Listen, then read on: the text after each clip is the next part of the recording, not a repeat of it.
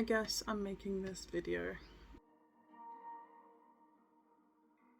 Okay, I'm not very good at looking at cameras and stuff, so forgive me. I kind of want this to be as unedited and as raw as possible. I am a fidgety person and this isn't really comfortable to talk about, so forgive that while I talk. So if you don't know who I am, you probably do if you're clicking the video, but if you don't, I'm Rue. I have, or had, an account on TikTok with the same name, Miku Mode, and it was once under No Thoughts Only Miku. A lot of people that follow me on there probably remember that. I made a Miku slab, it's back there still, and I had an account with just under 150,000 followers on it, and I enjoyed it. It was good.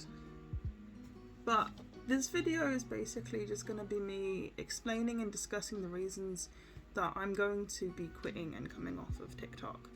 I'm not too sure how long this video is going to be at this point. I will try and cut anything useless out of it, but yeah. And we have Connor the cow, who I got today for emotional support. So I suppose the first thing I should do is probably explain why I started my TikTok and collecting Miku in the first place, and kind of some background about that. So I've had a special interest in Vocaloid and Hatsune Miku specifically since I was 12 years old. I am 24 years old now, so it's a 12-year long hobby, special interest that I have had. And I was a child. A lot of you guys have a lot more freedom than I did back when I was 12, because it was like 2010. Things were a little different back then. You know, there's a lot more out there now than there used to be. I certainly didn't have access to the amount of merchandise that is available now, and especially available to me now, because, you know, I'm an adult with adult money, and I can buy things now. So even though I've been such a massive fan of Miku for such a long time, the ability to collect and even the want to collect was never really there. I had a few things that from conventions that were like bootlegs and just cheap things that I picked up at a con, and they were like great and they were on my shelf, and that was about it. I didn't think to start collecting, especially to the magnitude that I did, until around the end of 2019. I'd accumulated a few figures that I'd liked, but I remember seeing a few accounts on TikTok when I first got onto it, where they had really big collections and things like that. Now, I am quite an obsessive person. I don't know when to stop when I start fixating on something, and I was in a very bad mental place. I wasn't doing well mentally, so that, alongside COVID hitting at the start of 2020, and lockdown, and just all of these things that were going on in my life, that kind of stopped me having a social life. It stopped me having really anyone to hang out with, anything to spend my money on. Now, I have had a history. I'm not going to go into, detail or anything, but I've had a history with, mental health issues and eating disorders and things like that. And one of the things that I found myself doing a lot was spending a lot of money on food, and just either spending money on takeout, because I hadn't eaten all day. What I would do is I would essentially just not eat all day, completely forget, dissociate out of my mind all day, have a really bad mental health day, and then realise at like 3 o'clock in the morning that I hadn't eaten anything, and then would have to like order takeout because like I hadn't done any shopping, hadn't got any food in the house. And a lot of the time that's kind of how it went. And I had lots of money. Like, I'm rich. I'm not rich, but I had all of my expendable income wasn't going on any hobbies or going out or friends or family or anything like that, because I didn't have any of those things. So I just started spending all of my money on food, and naturally I gained a lot of weight, I was getting very unwell because of the way I was eating, and what I was eating just wasn't good, right? It got to a point where I was quite unwell, and I didn't exactly like spending all of my money on food, because then, you know what, 24 hours is gone. I've got nothing to show for it, you know, except for feeling like crap. It essentially escalated into being more of a self-harm behaviour, and an avoidance behaviour, rather than actually something that's going to make me happy or anything like that. So yeah, so when I found these accounts that were collecting a bunch of Miku figures and stuff, I thought about it, and I thought, I could do that. I looked at my room and I thought, yeah, I could rearrange some stuff, and I could make some room, and I could get some shelves, and I could start collecting more and more and more. And one of the things that I did in that meantime was I started a TikTok account. I started it the day after my birthday, after I got quite a few figures, in 2021. So at the very, very beginning of 2021. So I'd been collecting a few between 2020 and then starting my account in 2021. I didn't have that many, but I had a few.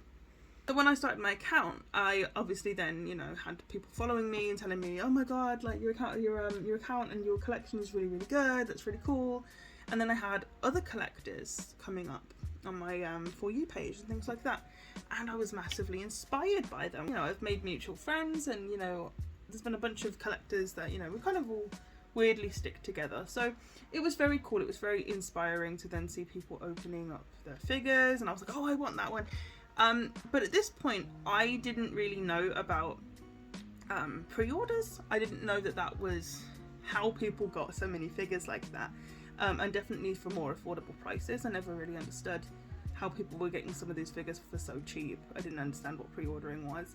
And my brother, who's a fellow collector, he collects Transformers figures, he taught me about pre-orders and things like that. And I feel like that was where things started going a little crazy, because I could essentially pre-order 20 figures for a 0% deposit, and then essentially put myself in debt.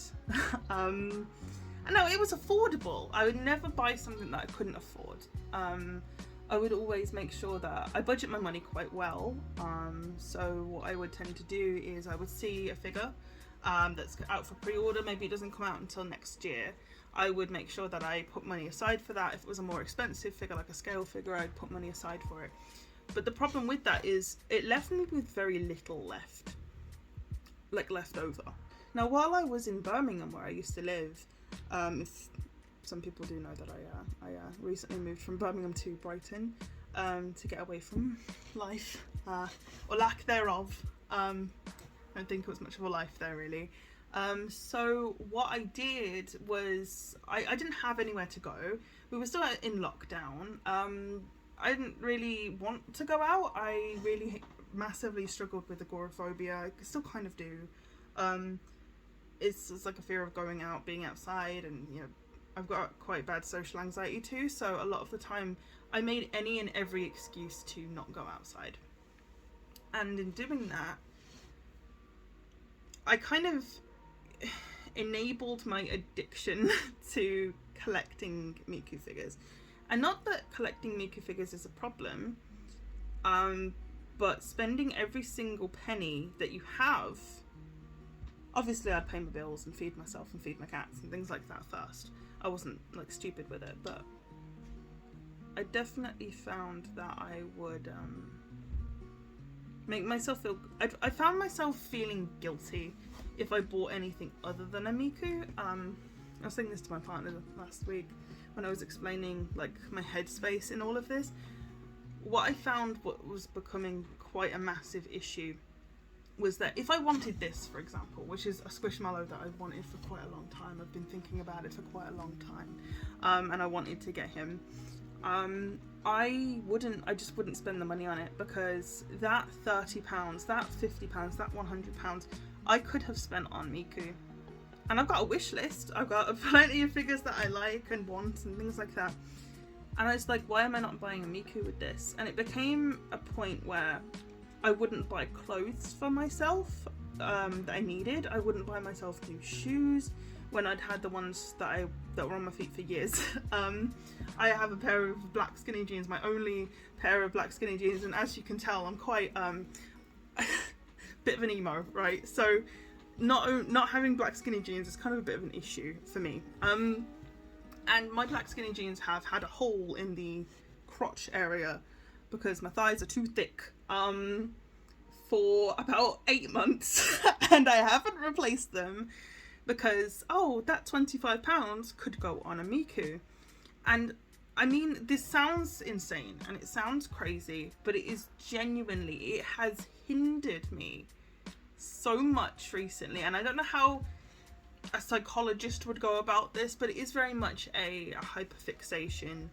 Is not just, I'm just interested in this thing. It takes over your life. The fact that Miku was a special interest of mine, I felt like my hyperfixation of spending money on Miku, because they're very separate things. I will always love Miku. I don't see any reason as to why I would ever stop loving Miku as what it is, you know, because it's like, oh, Miku is a person. Miku is not a person, but there is such a massive there's a massive reason that I like Vocaloid and like Miku. Miku has been a constant in my life, and as someone with a lot of mental health issues and a lot of up and down emotions and life, things like that, Miku has been there through all of it. Whenever I felt really, really bad, I would remember Vocaloid videos I made with my friends back in the day, and you know, I'd remember that I have a playlist that I've had on my phone since I was 13 and stuff like that, and it makes me feel safe, and I don't see that ever going away. But the hyperfixations come and go, and I have had plenty of hyperfixations throughout my life, things that have been very, very intense and very obsessive, but the collection, it made me feel good. So for someone who doesn't know what a hyperfixation is, essentially your brain, and it's a term used for autistic people and neurodivergent ADHD people, that essentially it's what makes them happy. It gives them that dopamine rush, because people with ADHD, like myself, very much struggle to feel happy, feel the dopamine go into your head, which makes you feel good and safe and happy and motivated. And for some people it's rocks, for some people it's computer coding, for some people it's collecting figures, and there's a load of things that you can hyperfixate, and you can hyperfixate on anything. It might be a game or something, but it makes you feel good. The fact is, it makes you feel good.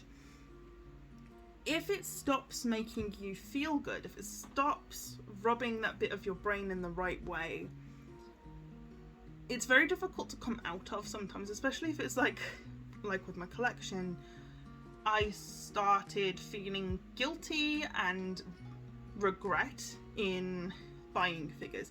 I would buy a figure, it would come, and I'd be like, okay, put it on the shelf, film a TikTok, look at this figure, whoa, and I'd forget about it. It didn't give me the rush that it used to do. And I think what a massive problem with that is pre-ordering. For me, I know a lot of people do still enjoy pre-ordering.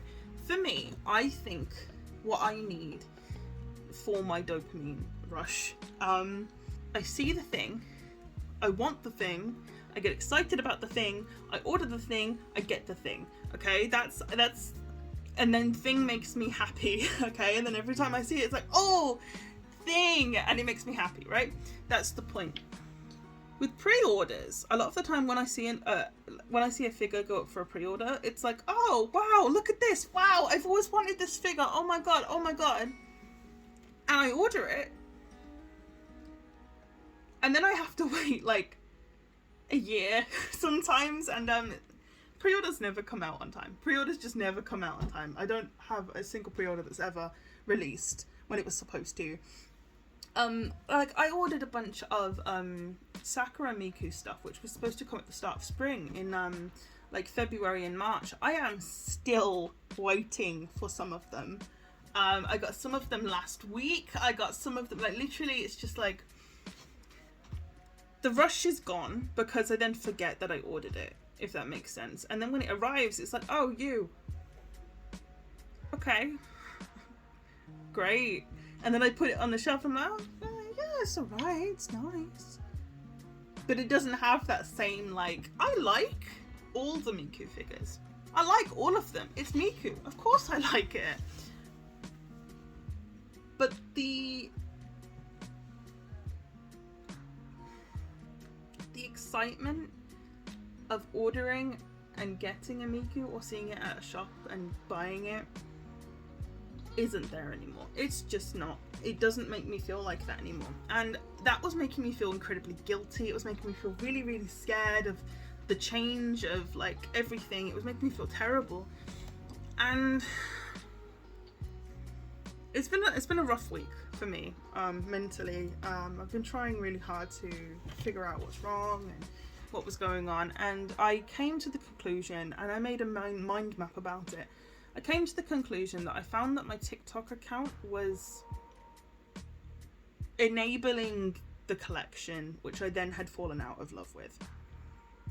If I was on TikTok, people would expect me to continue the trends and continue my collection. People would be asking, oh, you haven't gotten anything new for your collection? And then obviously I'd be constantly seeing other people getting new figures, which would make me feel like I was missing out, because that's how my brain works. You can tell me not to do that, but it doesn't work like that. And it just makes me feel a little bit like crap, really. There was another reason that I wanted to come off of TikTok, and that is strictly because I think the app itself, as far as a creator is concerned, is so flawed and so bad. And for someone with the mental health issues that I have, I do struggle massively with validation.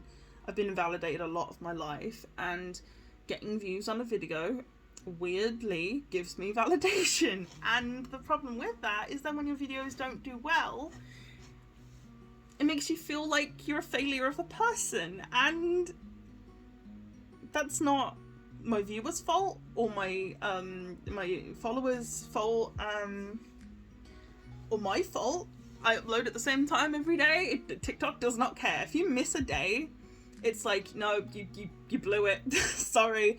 It becomes a full-time job, even if you're not getting paid for a full-time job. But it's not worth the stress. Like, I will put in so much effort into a video, it will get no views, and then I will just simply post a video of like Miku slab, or a video that I've put very little work into, and it will get 3 million views. It's just like, why do I try? Why do I bother? I wanted to just share my collection with the world and things like that. But I am also a very, very sensitive person, that I need to look after my mental health, because I just moved cities. I'm going through a lot mentally, and what I don't need is to be stressing myself out with the likes of TikTok algorithm and view count and all over the content of TikTok. I don't know if it's just the side of TikTok that I'm on or whatever, but it depresses me. It's just people complaining, people being homophobic, sexist, racist, and then like it feels like you can't do anything. It's gotten to a point where I feel like no one can enjoy anything. Absolutely anything. Something that is completely and utterly harmless, doesn't have any undertones of racism or anti-Semitism or anything like that, and there's nothing wrong with it. It's going to offend someone. And I think the internet is just such a toxic place now. And to me, who's been on the internet and making videos since I was about 11, 12 years old, I feel like I'm kind of done with it. I still want to make some videos on YouTube and do music and things like that. I'm still an artist. I still want to do those things. But I think I'm done with TikTok. I'm pretty sure I'm done with it, because I can't keep up. I can't keep up with the trends. I can't keep up with other people. And on an app like TikTok, you have to, or you fall behind. Or your videos don't get shown to anybody, and it doesn't matter how much time and effort you put into them, it doesn't matter. It isn't seen, and that's it. I feel like I'm rambling and I haven't actually made the points I'm supposed to make. Essentially, I don't want to collect Miku anymore. I still love Miku, but I have massively downsized my collection. I've sold a lot of figures that were just taking up room. I've kept some that I like, kept some that are meaningful to me. I've kept my Nendroids. I do like Nendroids, but I have massively made it a lot smaller. I'm trying to make my room look like something right now. It's a bit of a mess. I'm coming off of TikTok for my mental health and to avoid stress, because I do stress myself about silly things like algorithms and view counts and missing a day, and I shouldn't have to do that. I just shouldn't. Not with how my mental health is. I cannot go to bed worried about views. Like, I can't do it to myself. And yeah,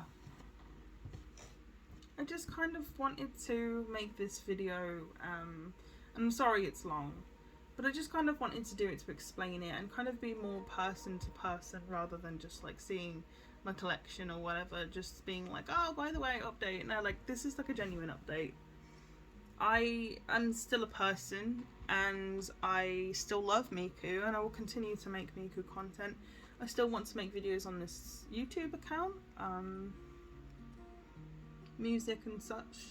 And I want to stream as well. I want to stream Project Diva because I still like playing that.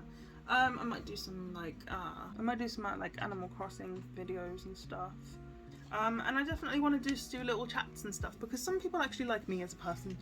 And that's kind of cool. And I'd like to maybe explore myself as a person online rather than just a brand. You know, I feel like that's one of those things that I've tried to do for years, really, is I've tried to hide myself behind something. And I like making videos, I like making content, but I've never really done it myself.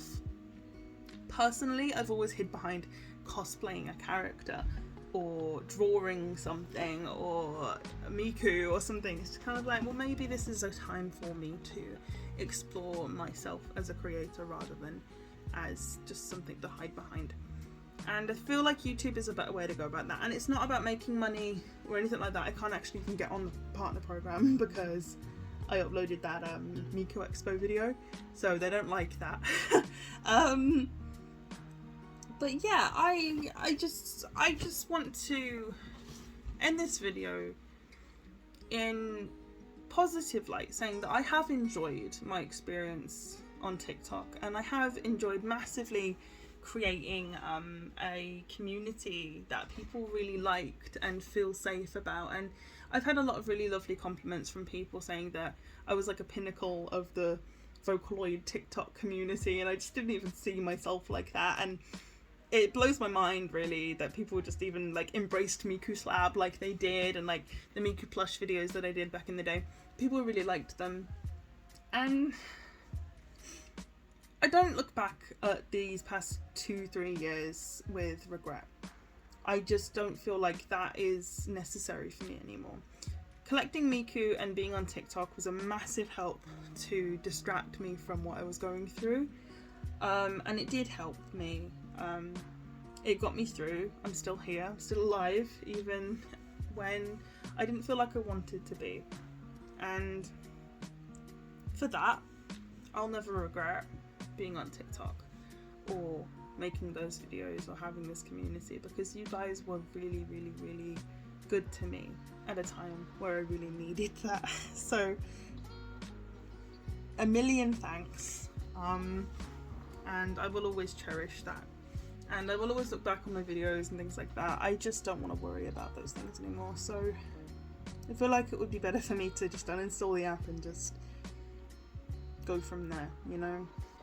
If you do want to see more of me, it's not going to be every day, certainly not, but I do want to upload on YouTube and things like that, so, you know, and I'll be posting on the community tab and things like that. So if you do want to stick around, you want to see what I do with myself, then absolutely you can subscribe, you can comment, you can do all those things that YouTubers tell you to do, I don't know.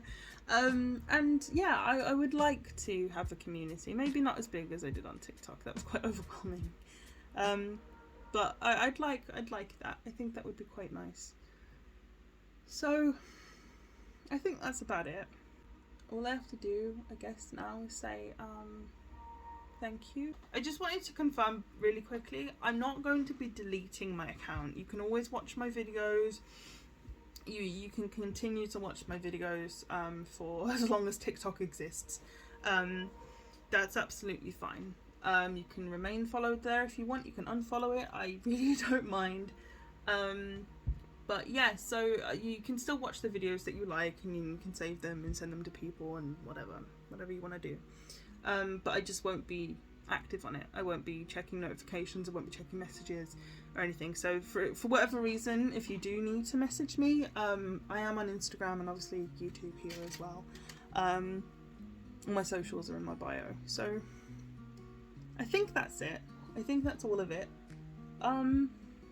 Thank you for watching, and I hope you all have a good day, night, afternoon, wherever you are in the world, and thanks for sticking with me this far to hear me out. Me and Connor, we're gonna go now. But thank you. I think this will be a nice new start for me, so hopefully you'll be around to see that happen. But